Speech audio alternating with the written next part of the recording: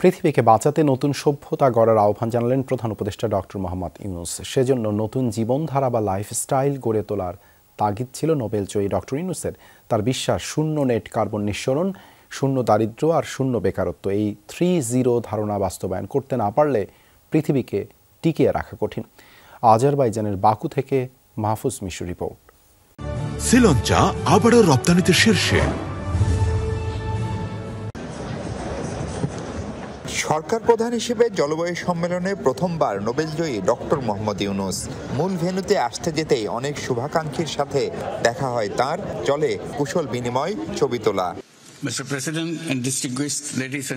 বুধবার সরকার প্রধান হিসেবে জলবায়ু সম্মেলনে বাংলাদেশের অবস্থান তুলে ধরেন প্রফেসর ইউনূস। সেখানে শুরুতেই জলবায়ু পরিবর্তনের যে ভয়াবহ প্রভাব, তার কারণ নিয়ে কথা বলেন তিনি। We, the human inhabitants of this planet, are the cause of the destruction of the planet. We are doing it deliberately. We have chosen a lifestyle which works against the environment.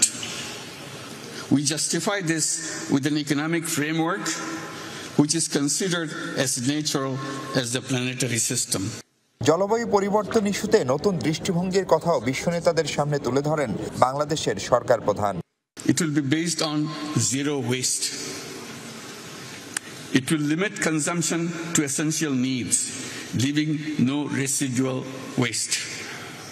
This lifestyle will also be based on zero carbon, no fossil fuel, only renewables. বহুল আলোচিত 3-0 ধারণা বাস্তবায়নেও সবাইকে তাগিদ দেন professor Yunus. Each young person will grow up as a 3-0 person.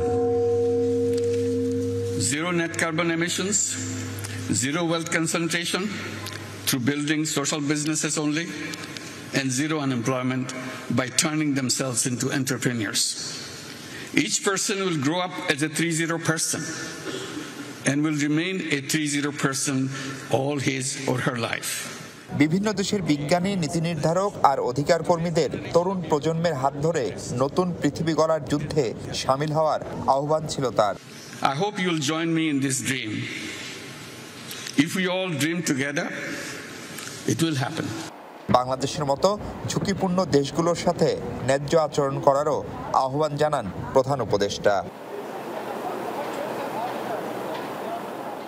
জলবায়ু ইস্যুতে নতুন যে ভাবনার কথা বিশ্ব নেতাদেরকে শোনালেন প্রফেসর ইউনূস, তা কতখানি গ্রহণযোগ্য হবে তা হয়তো সময় বলে দেবে।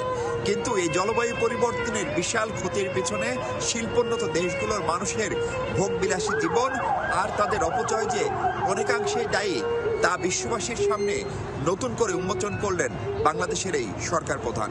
আর সেই পথ পরিহারের আহ্বান জানিয়ে তরুণদেরকে ডক্টর ইউনূস বললেন, 3-0 যে নীতি, তা বাস্তবায়ন করলেই বদলে যাবে পৃথিবী।